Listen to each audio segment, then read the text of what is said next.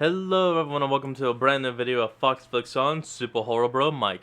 Today we're checking out his explained video of FNAF Junior's story and the animatronics within it. Now, something to kind of point out though is that I am not sure if FNAF Junior's is a 100% tie-in to the actual FNAF series, mostly because MatPat never talked about it other than when he played it on GT Live. But anyway, we're gonna check out this video to get the story explained because honestly, I had no idea what the heck was going on. Something about a ghost hopping in between robots? I don't know. Hey guys, Super Horror Bro Mike here, and in today's video, we explore haunted animatronic halls as we take a look at the story of Five Nights at Freddy's fan game, Juniors, with a walkthrough Okay, fan game, so yeah, it is not at all a canon.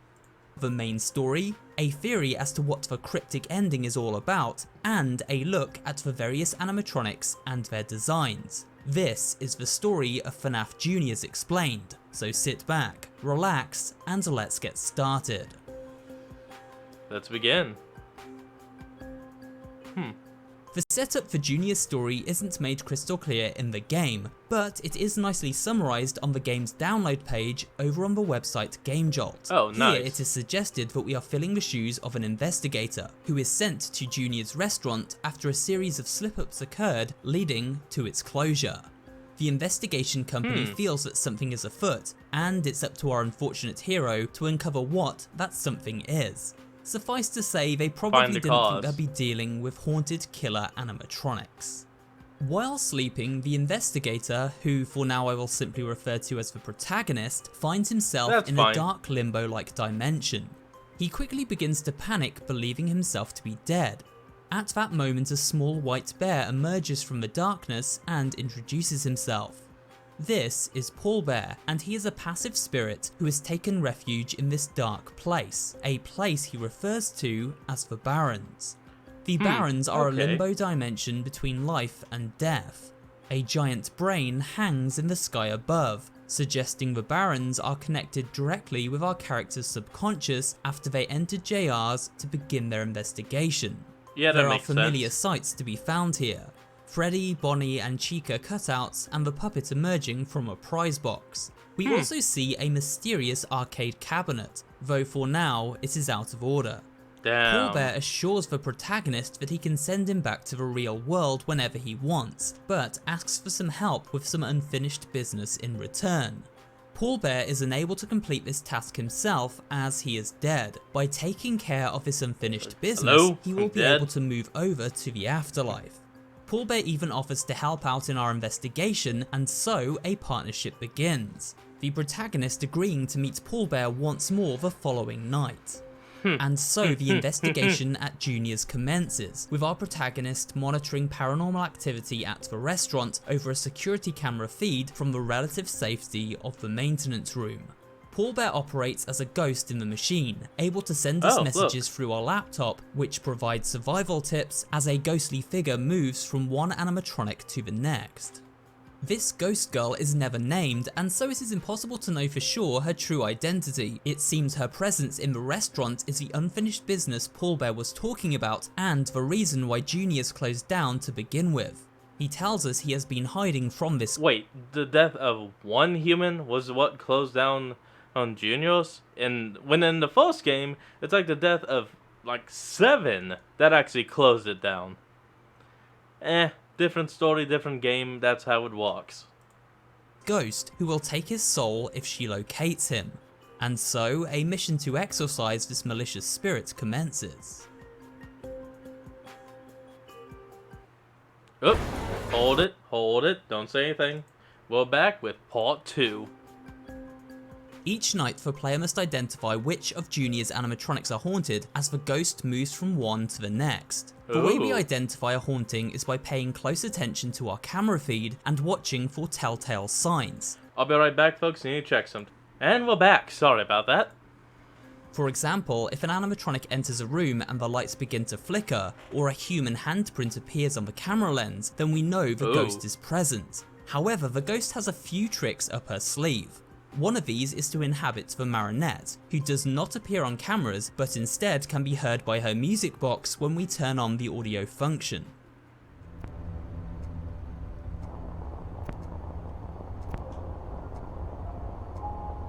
Found him.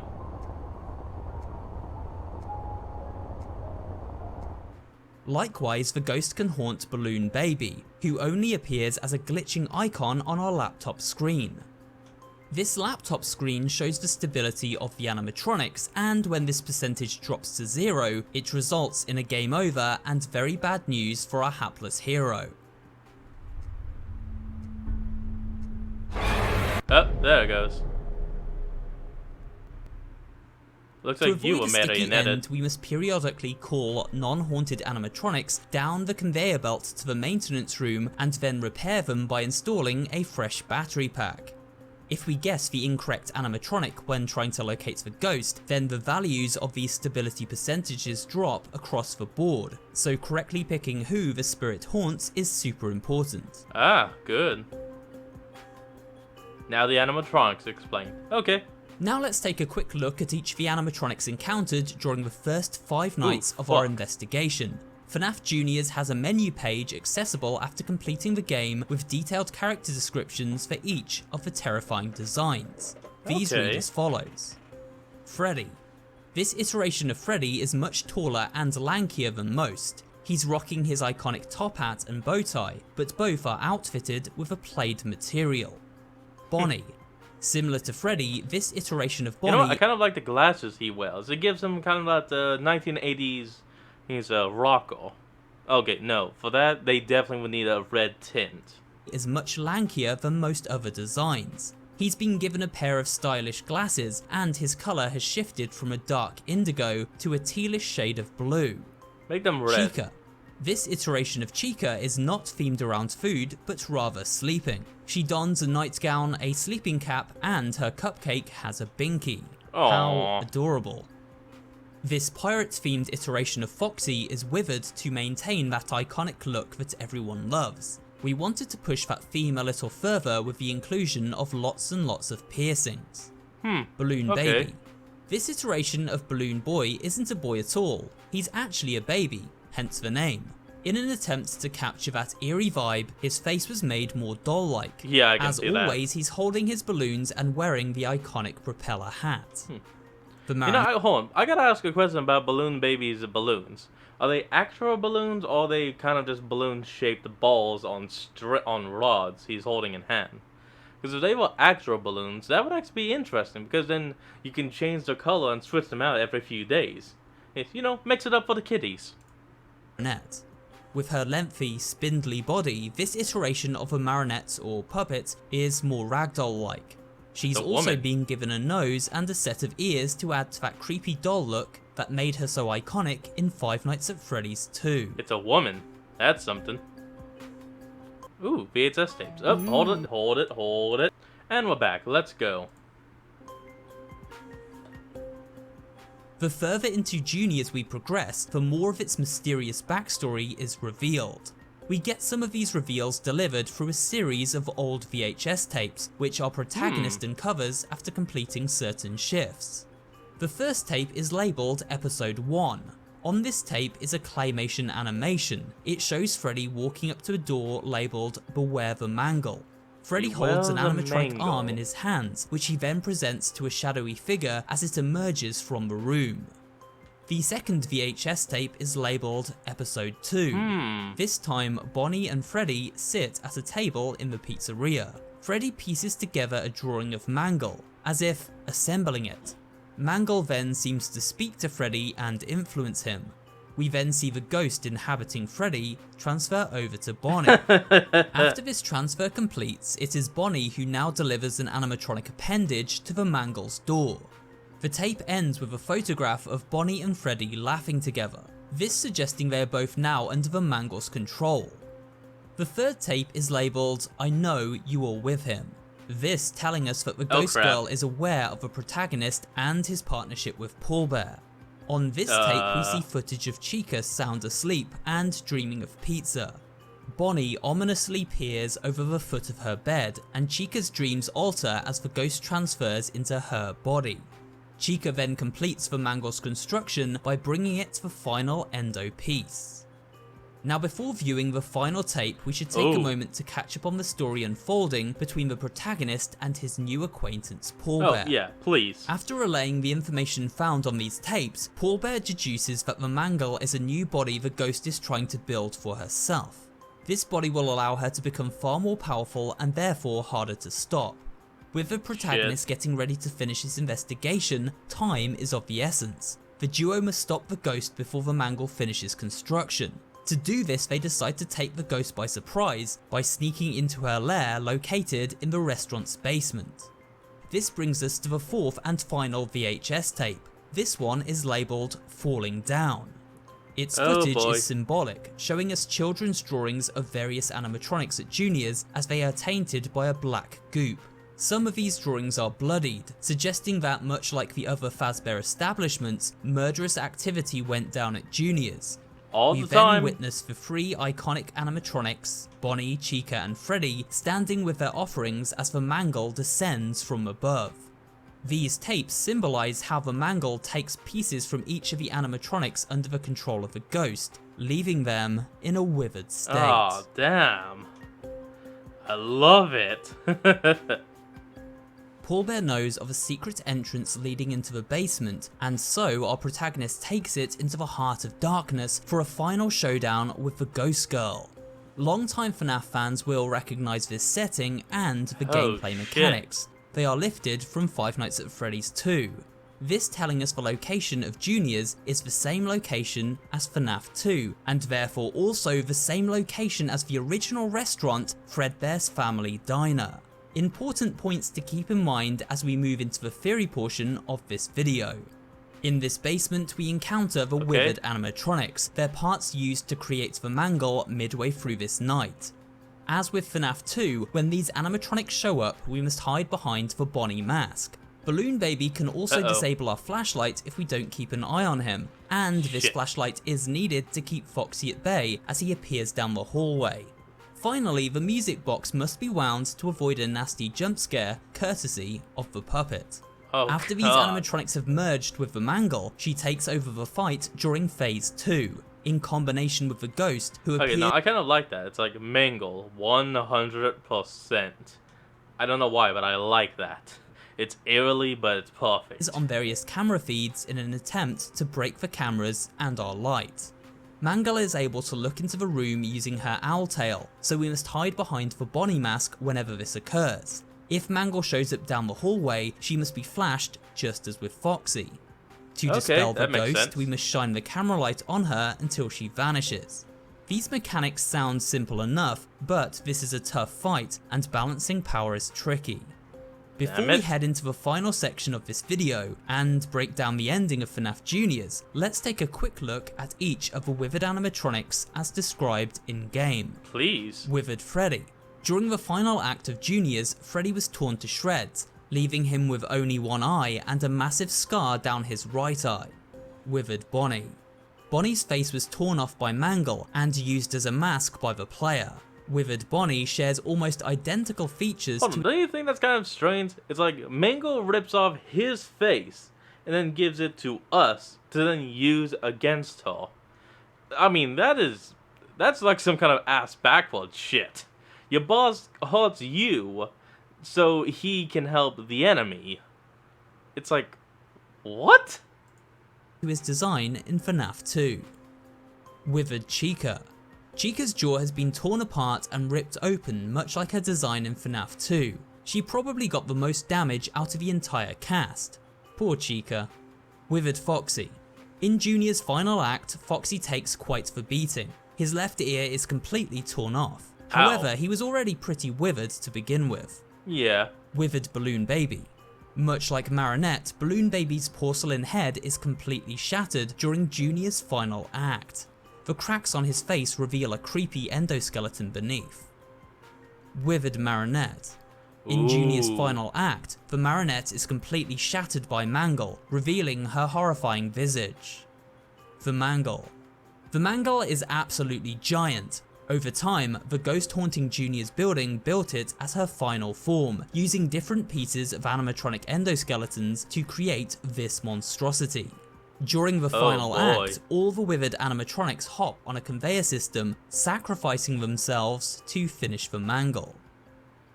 I love it. I don't know why. Oh, nope, nope, nope, nope. Hold it, hold it. And we're back to part 6.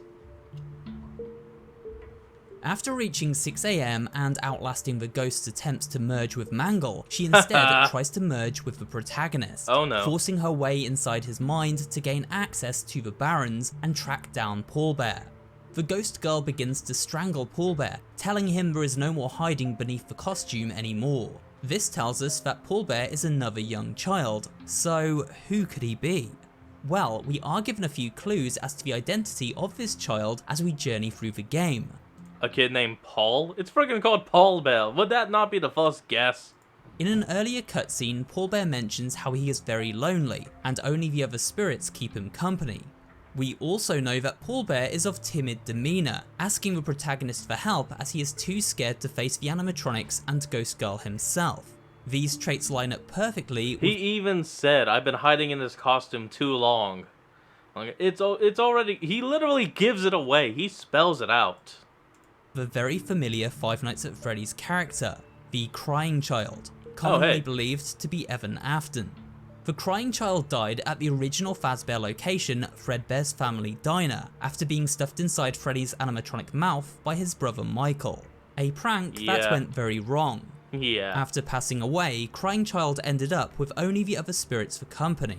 It all lines up. Even the name Pallbear is a play on the word pallbearer, a person who carries a coffin at a funeral. So, if Pallbear is Crying Child, then who is the Ghost Girl? Well, this is a little harder to pin down. It seems most likely that she is meant to be Cassidy. I was literally just about to say, yep, Cassidy, the first spirit. C was the first. C has seen everything. This is because Cassidy was the most vicious of all the child victims, and would have had a reason to come after Crying Child. Oh, damn it, I used the wrong reference material. Shit. Moving on. As he was the son of her murderer, William Afton, the man who robbed her of her life. The ghost tells Pallbear she will destroy him and then his little puppet, but before the conversation concludes, she is stabbed in the back by the protagonist. At this point, the story abruptly ends and the following text plays out. After 5 years, JR's would later reopen. It's It Juniors. would go over heavy rebranding, as some still had a somewhat negative impression of the company. Fazbear Entertainment is now more committed than ever to family fun and, above all, safety. They spent a small fortune on these new animatronics. Anyway, Jeremy, when do you think you can start? This text seems to be coming from a manager at the newly FNAF refurbished Freddy 2. Fazbear's Pizza. New animatronics are mentioned, these referencing the friendly redesigned toy animatronics from FNAF 2. Essentially, this dialogue is a setup for the second game in the FNAF franchise, and the conversation had between management and new employee Jeremy Fitzgerald, the central protagonist of that game. This entire time, Juniors has been the prequel story to FNAF 2, bridging the gap between the events of Five Nights at Freddy's 4, where Crying Child's demise took place, the murders of William Afton, which led to the birth of vengeful spirits Cassidy, and finally the reopening of a restaurant whereby Jeremy accepted his position of night guard. Juniors explains the state of the withered animatronics, the true origin of the mangle, and tells the prequel story many have asked series creator Scott Cawthon for. It's certainly an... Now all Scott has to do is be like, yeah, you know the game FNAF Juniors? I'm saying it's canon now. Oh, and then MatPat's over there in the corner just rolling in his grave, and he ain't even dead yet. Because, hey, there goes the ultimate timeline out the frickin' window! Interesting take on the lore, and a fantastic fan game to boot.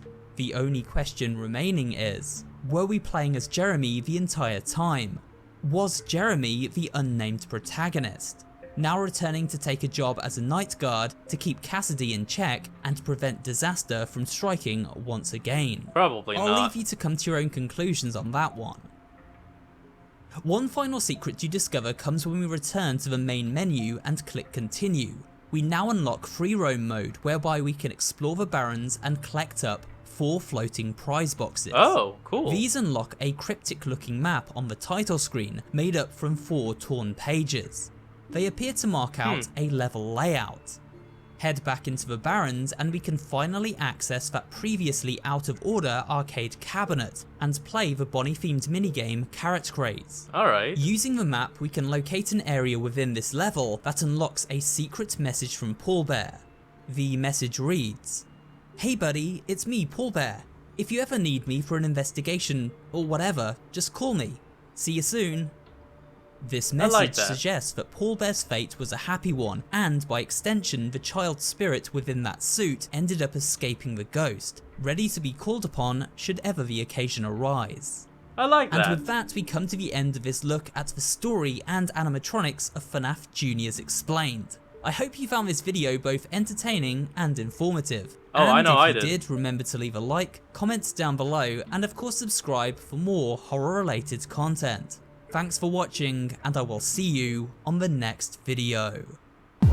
Well folks, that's where we're going to end off today's video. I hope you all enjoyed this. Remember to like, comment, and subscribe for more. Link to the original video will be in the description, so remember to support the original creator and all they do. And I'll see all of you folks next time when we flick on. Peace out.